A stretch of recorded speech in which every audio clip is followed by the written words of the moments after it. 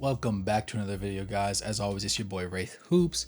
Make sure to like this video, comment your thoughts, and subscribe and turn on those post notifications for more NBA content. Today we're going to be talking about the very interesting discussion topic that's been coming up in NBA circles recently regarding who is most likely to score 30 points per game this upcoming season. Now, the two choices were between Jordan Poole and Anthony Edwards. Thanks for tuning in this video. As always, it's your boy Wraith Hoops.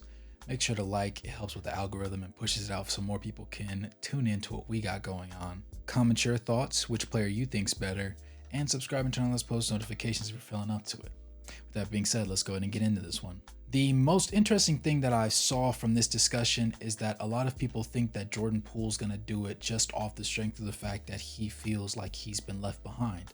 Whereas the other side thinks that Anthony Edwards is going to do it because he went off and people were doubting him for Team USA. While both of those things are mildly true, I think that for Jordan Poole, he more so steps into the role of the player that he was essentially replacing in Bradley Beal. Now, Bradley Beal has been a prolific scorer, fairly efficient from the floor, and he's known for being able to light it up from all levels while not being the most reliable on the defensive side of the ball, because the Wizards are maybe not a dumpster fire team, but they're definitely the place where people are going to get their stats up and get traded somewhere else where they'd rather be. Obviously, Jordan Poole has been in the league for just a year longer than Anthony Edwards, and he played on the Warriors, but despite that, he actually surprisingly managed to play in all 82 games this past season and score 20.4 points per game on 43% shooting from the field and 33.6% shooting from the three-point line, which was a slight decline from threes overall and just percentages overall from the previous year.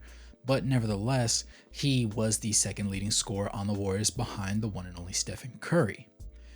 On this other side of the spectrum, you did have Anthony Edwards, who's been in the league obviously 3 seasons going into his 4th. That being said, he's continually elevated his game every single year. His percentages have consistently gone up from both categories, from the field and from the three-point line. In his rookie season, he did shoot 41.7% from the field. Sophomore year, 44.1%, and this past season, 45.9%.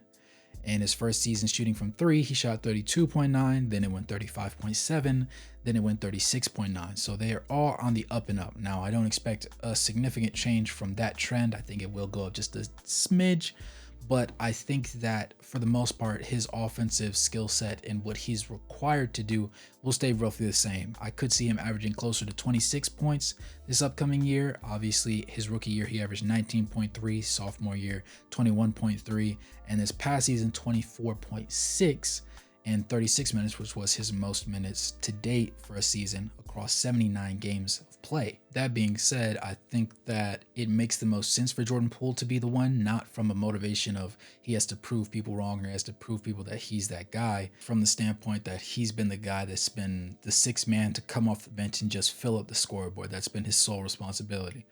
Now, things kind of got a little bit wonky, and in a recent interview, Andre Iguodala actually said that he didn't necessarily do what was expected of him, from the fact that he hadn't necessarily, I guess, earned the right, or it wasn't his responsibility to be the guy to go in there and just shoot the rock just because he's good at it, because each guy had a niche role from the bench unit, and your starters, from the Stephen Currys, the Klay Thompsons, the Andrew Wiggins, the Draymond Greens, they all had their areas where they could roam and do as they please, and he just quite wasn't on that level.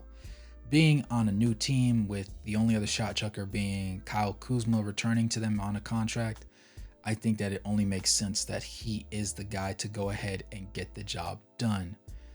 With that being said, I think that it makes the most sense that he will take this opportunity and not take it for granted. He seemed to enjoy the process of being over there, and while there isn't significantly much to do in Washington from a social standpoint compared to being in California and Golden State, it just makes more sense that he would enjoy himself here and make things shake out in a way that other people haven't seen. Plus, his percentages should increase and see a little bit of a bounce back, considering that he's also going to be probably the guy that takes the most shot attempts. For Anthony Edwards, obviously he still has Karl-Anthony Towns on the team. He has some other guys that score the rock, but it's more so his team now, in my opinion. I think that's the standpoint that some people come from when they talk about this argument, because they think that because Karl-Anthony Towns has proven that he can't be the one guy For a championship team, Anthony Edwards is going to prove that he can be that one guy, hence why he played so well in USA basketball despite them not medaling.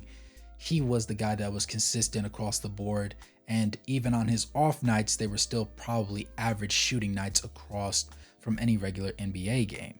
In essence, he was kind of the beacon of light for a team that was otherwise a little bit dim as far as light bulbs went.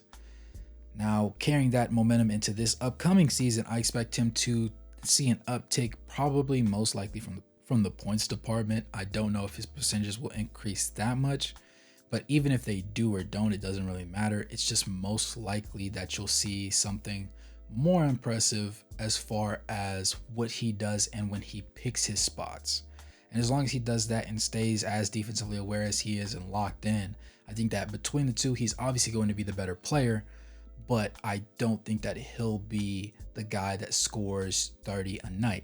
He's capable of doing it, don't get me wrong, but I think that Jordan Poole, because his entire game revolves around him scoring the rock, he's just simply more likely to do it now that the reins have been essentially just taken off of him.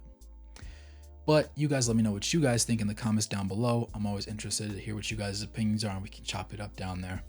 With that being said, like this video, comment your thoughts, subscribe and turn on those post notifications, and join the Patreon if you're feeling up to it. And as always, good morning, good evening, good night, no matter where you are on the globe watching. Thanks for tuning in, and I'll catch you guys in the next one. Peace.